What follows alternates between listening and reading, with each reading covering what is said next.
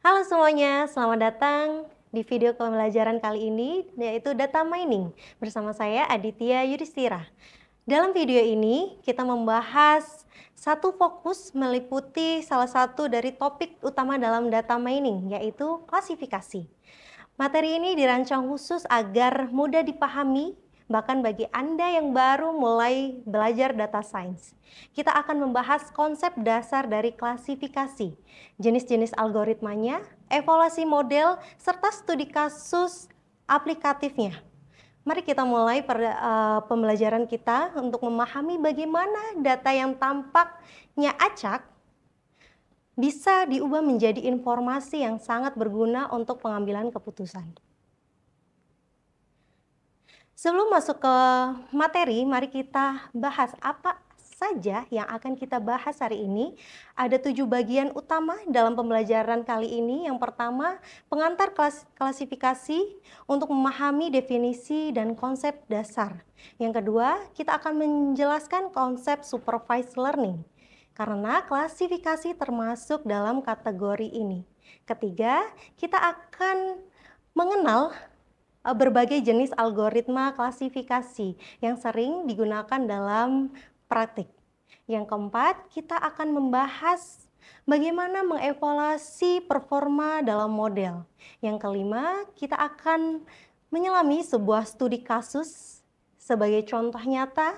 Yang keenam, kita akan mengulas beberapa tantangan umum yang sering ditemui, beserta solusi terbaiknya. Dan yang terakhir, kita akan menutup sesi ini dengan rangkuman dan rekomendasi selanjutnya. Sekarang kita mulai dari pertanyaan yang mendasar. Apa itu klasifikasi? Klasifikasi adalah proses untuk memetakan data ke dalam kelas atau label tertentu berdasarkan atribut yang dimiliki. Bayangkan Anda memiliki banyak data seperti catatan siswa atau data kesehatan pasien. Dengan klasifikasi, kita bisa memprediksi kategori dari data baru yang masuk. Misalnya dalam kasus email, apakah email tersebut termasuk spam atau bukan? Proses klasifikasi ini sangat penting dalam berbagai aplikasi, karena membantu sistem otomatis mengambil pengambilan keputusan berdasarkan data yang tersedia. Nah, klasifikasi adalah bagian dari supervised learning atau pembelajaran terawas. Apa maksudnya? Dalam supervised learning, kita melatih model menggunakan dataset yang sudah berlabel.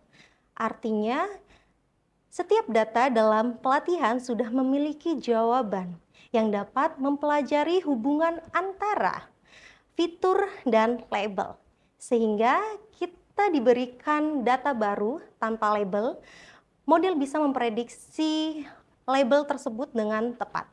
Misalnya, kita melatih model dengan data mahasiswa beserta status kelulusannya. Kita bisa menggunakan model tersebut untuk memprediksi apakah mahasiswa baru berkemungkinan akan lulus atau tidak. Untuk memberikan gambaran yang lebih jelas, berikut ini adalah beberapa contoh kasus klasifikasi yang umum digunakan. Yang pertama, dalam dunia kesehatan. Klasifikasi dapat digunakan untuk mendeteksi penyakit jantung dari data medis pasien. Yang kedua, di bidang pendidikan. Kita bisa memprediksi apakah seorang mahasiswa akan lulus berdasarkan nilai dari kehadirannya. Yang ketiga, klasifikasi dokumen sangat penting di dalam sistem pencarian atau pengelompokan artikel berita. Dan yang keempat, klasifikasi juga bisa digunakan dalam deteksi penipuan pada transaksi keuangan, seperti membedakan transaksi normal dan yang mencurigakan. Semua contoh ini menunjukkan betapa luasnya penerapan klasifikasi dalam kehidupan nyata. Selanjutnya, perbedaan klasifikasi dan regresi. Seringkali dalam data mining, kita menemui dua jenis output yang berbeda. Klasifikasi dan regresi mempunyai perbedaannya terletak pada jenis outputnya dan yang hasilnya. Klasifikasi memberikan output dalam bentuk kategori atau label, seperti ya atau tidak, spam atau bukan spam, Sementara regresi menghasilkan output berupa nilai numerik, misalnya memprediksi harga rumah atau menghasilkan seseorang. Memahami perbedaan ini penting agar kita bisa memilih algoritma yang sesuai dengan permasalahan yang kita hadapi. Selanjutnya, alur umum proses klasifikasi. Dalam proses klasifikasi ada beberapa tahapan umum yang harus kita lakukan. Yang pertama adalah pengumpulan data. Kemudian dilanjutkan dengan pra-pemrosesan data untuk membersihkan data dan menyiapkan data. Setelah itu, kita melakukan pemilihan fitur yang relevan. Dilanjutkan dengan pelatihan model. Setelah model dilatih, kita harus mengevaluasinya untuk mengetahui seberapa baik kinerja model tersebut. Dan yang terakhir, kita gunakan model tersebut untuk melakukan prediksi terhadap data baru. Setiap langkah ini penting dan akan kita bahas satu persatu. Langkah yang pertama adalah pengumpulan data. Data adalah fondasi dari proses klasifikasi. Sumber data bisa bermacam-macam, mulai dari data internal, hasil survei, data sensor, hingga file CSV. Yang penting, data harus mempresentasikan terhadap masalah yang ingin kita pecahkan. Misalnya, kita memprediksi kelulusan mahasiswa. Maka, data seperti IPK, kehadiran, dan aktivitas organisasi harus tersedia. Langkah yang kedua yaitu pra-processing data. Setelah data dikumpulkan, kita masuk ke tahap pemrosesan. Di sini kita membersihkan data dari kesalahan dan inkonsistensi. Proses ini meliputi penghapusan nilai kosong, normalisasi nilai agar berada dalam skala yang seragam, encoding untuk variabel kategoriki seperti jenis kelamin, serta menghapus data duplikat. Tahapan ini penting agar model tidak belajar dari data yang salah atau bias. Langkah selanjutnya yaitu feature selection, yaitu memilih fitur atau atribut yang paling relevan dengan target klasifikasi. Tidak semua fitur perlu digunakan. Terlalu banyak fitur bisa membuat model overfitting dan memperlambat pelatihan model. Kita bisa menggunakan metode seperti korelasi antar fitur, seperti gain atau chi-square untuk menentukan fitur yang mempengaruhi besar terhadap hasil prediksi. Langkah yang keempat yaitu model training. Pada tahap ini, kita melatih model klasifikasi menggunakan data yang telah diproses. Proses pelatihan bertujuan agar model dapat memahami pola-pola dalam data yang menghubungkan antara fitur dan label. Dengan proses ini, model akan mampu mengenali karakteristik dari masing-masing kelas dan bisa menggeneralisasikan untuk data yang belum pernah dilihat sebelumnya. Langkah yang kelima yaitu evaluasi model. Setelah model dilatih, kita harus mengevaluasi kinerja menggunakan data testing. Tujuannya adalah untuk mengetahui apakah model bisa membuat prediksi yang akurat atau beberapa matriks evaluasi yang digunakan seperti akurasi, precision, recall, dan F1 score. Metrik ini membantu kita memahami seberapa baik model menangkap pola dari data yang belum pernah dilihat sebelumnya. Langkah yang keenam yaitu development.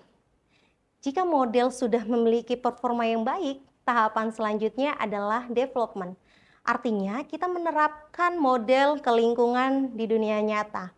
Model bisa digunakan dalam aplikasi, sistem prediksi berbasis API, atau website. Misalnya, model klasifikasi bisa digunakan dalam sistem email untuk memfilter spam secara otomatis. Selanjutnya kita bahas algoritma klasifikasi yang populer. Ada banyak algoritma klasifikasi yang bisa digunakan. Beberapa yang paling populer adalah decision tree, naive Bayes, Skinner-Snaggboard, supervector mesin, logistic regression, dan random forest. Masing-masing algoritma memiliki kelebihan dan kekurangan. Kita akan bahas satu persatu untuk memahami kapan dan bagaimana menggunakan algoritma-algoritma tersebut. Selanjutnya kita bahas algoritma decision tree. Decision tree adalah algoritma yang menggunakan struktur pohon untuk membuat keputusan. Setiap node dalam pohon mewakili fitur dan cabang mewakili nilai dari fitur tersebut. Proses ini berlanjut hingga mencapai daun yang berisi label kelas. Keunggulan dari decision tree adalah kemudahannya dalam interpretasi dan visualisasi, sehingga sering digunakan sebagai baseline model. Algoritma selanjutnya naive Bayes. Naive Bayes adalah algoritma yang berdasarkan pada teorema Bayes. Algoritma ini mengasumsikan bahwa semua fitur bersifat independen terhadap satu sama lain. Meski asumsi ini sering kali kita tidak benar di dunia nyata, naive Bayes tetap efektif terutama dalam kasus klasifikasi teks seperti filter spam karena cepat dan efisien. Algoritma selanjutnya yaitu Skinner-Snaggboard yang biasa kita sebut KNN. KNN adalah algoritma yang sangat sederhana namun powerful. Algoritma ini bekerja dengan melihat tetangga terdekat dari sebuah data baru. Kemudian memilih mayoritas kelas dari tetangga-tetangga tersebut. Kelemahan dari KNN adalah membutuhkan banyak memori karena penyimpanan semua data dan sensitif terhadap fitur yang memiliki skala berbeda. Algoritma selanjutnya yaitu support vector mesin yang bisa kita sebut SVM. SVM adalah algoritma yang berusaha mencari hyperline terbaik untuk memisahkan data antar kelas. Cocok untuk data berdimensi tinggi dan sangat efektif untuk binary classification. SVM ini juga tahan terhadap overfitting, terutama saat menggunakan kernel untuk data yang tidak dapat dipisahkan secara linear. Algoritma selanjutnya logistic regression. Logistic regression adalah model yang menghitung probabilitas suatu data termasuk dalam suatu kelas dengan menggunakan fungsi logistik atau sigmoid. Meskipun sederhana, logistic regression sangat efektif untuk klasifikasi biner dan menjadi fondasi bagi model identifikasi lainnya yang lebih kompleks. Algoritma selanjutnya yaitu random forest. Random forest adalah algoritma ensemble yang bergantung banyak kepada decision tree yang untuk meningkatkan akurasi dan mengurangi overfitting. Setiap pohon dilatih dengan subset data yang berbeda dan hasil prediksi diambil berdasarkan voting mayoritas. Ini menjadikan algoritma yang kuat dan sering digunakan dalam kompetensi dalam data science. Selanjutnya evaluasi model akurasi. Mari kita bahas metrik evaluasi. Yang pertama dan paling umum yang biasa kita gunakan adalah akurasi. Akurasi mengukur seberapa banyak prediksi yang benar dibandingkan dengan total prediksi yang dilakukan. Meskipun sangat sederhana dan mudah dipahami, akurasi bisa menyesatkan jika tidak memiliki data yang tidak seimbang. Misalnya jika 90% data adalah kelas A, maka model selalu menebak kelas A. Bisa mendapatkan akurasi 90%, tetapi itu bukan berarti modelnya baik.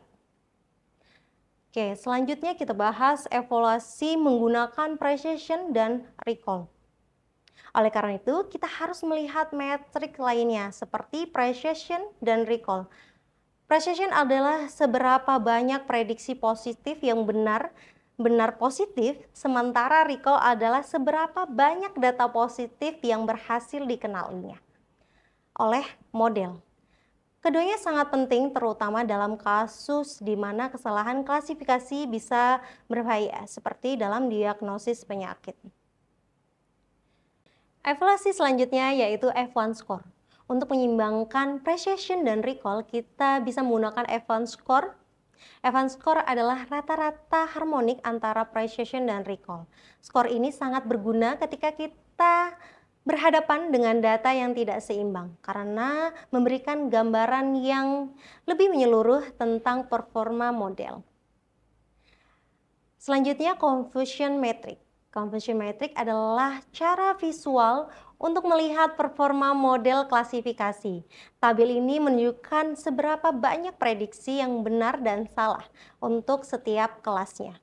Dengan confusion metric, kita bisa dengan mudah melihat apakah model cenderung salah dalam mengklasifikasikan kelas tertentu, dan ini sangat membantu dalam analisis kesehatan. Selanjutnya, cross validation. Untuk mengevaluasi model secara lebih akurat, kita bisa menggunakan cross validation. Teknik ini membagi data ke dalam beberapa bagian atau fold. Model dilatih dan diuji seberapa kali dengan kombinasi data yang berbeda. Ini membantu kita memastikan bahwa performa model tidak bergantung pada pembagian data tertentu. Terima kasih telah mengikuti pembelajaran ini sampai akhir. Semoga materi yang saya sampaikan bisa membantu Anda memahami konsep klasifikasi dalam data mining. Sampai jumpa dalam video pembelajaran selanjutnya.